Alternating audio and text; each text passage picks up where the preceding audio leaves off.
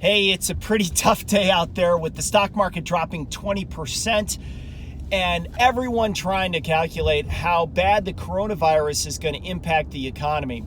We know for certain that there's many sectors that are just getting hurt badly right now in the entertainment space, in the transportation space, in the event space. We just had announced by the NCAA that they're going to not have any fans attend the NCAA men's and women's tournament. So you can imagine what that's going to do for revenues for not only NCAA, but all of the vendors that go and are associated with that. So from an economic standpoint, we just don't know right now how bad this is going to be, but I would estimate that we'll probably see a significant drop in economic activity. It could be zero or lower. There's many people talking that this will trigger not only a U.S. recession, but a global recession.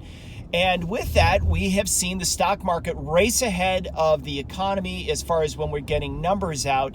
And it's down 20% from peak to trough currently and may go further. I don't know. I think the worst bear market that we've been in was down 35%. I think that's about right. And the one that was not as bad, or the easiest one, I guess is the best way to say it, was only down 15%. But for right now, this is a major problem, clearly, for both the economy and the stock market. And what I want to point out is that we need to continue to see what comes out of the United States as far as being the engine of growth for the world at this point, with how many cases we have in the United States, how many infected people we have, and of course, how many deaths. Now, I've been putting out on Twitter and on LinkedIn where you can go on WHO's website to get some of the data that's out there. WHO just announced today that this is indeed a global pandemic. Most of us already knew that, but take a look at their daily bulletin that they put out, which gives all of the countries, all of the numbers of infected people, and of course the deaths. And the reason why we're interested in that is because we want to know the mortality rate or the lethality of this disease.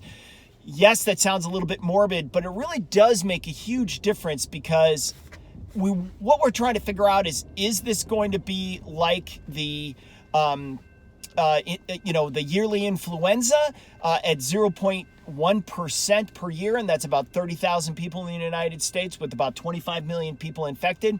Or is this going to be like what we've seen in Italy, where there's 5% of those that get infected die? And that's a really high number, and I think that's higher than what China had. So some number of reasons for that. There's a much larger elderly population in Italy, but I also think they didn't take it seriously before.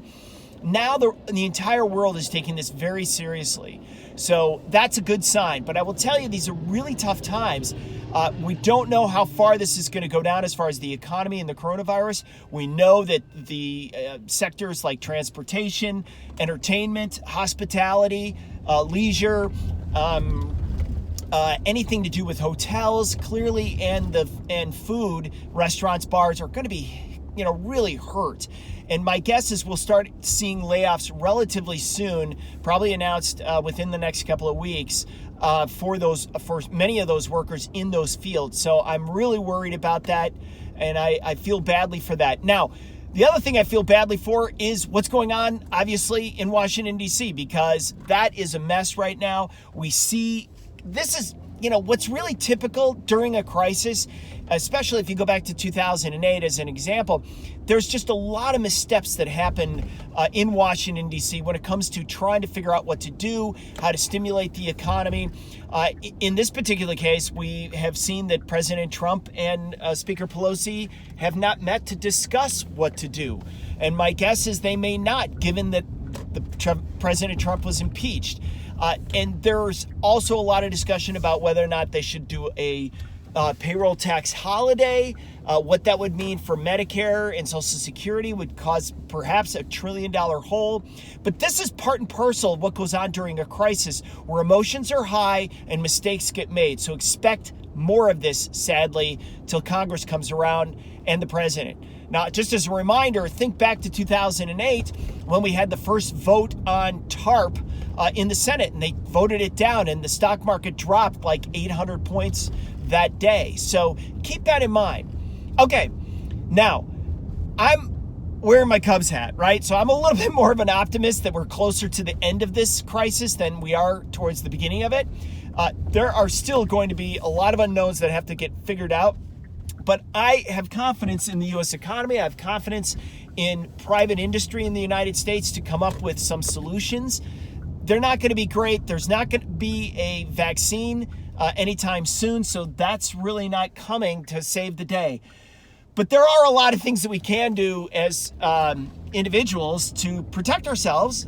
Washing your hands is a really good thing to do. Not touching your face is another one. So those are pretty simple things.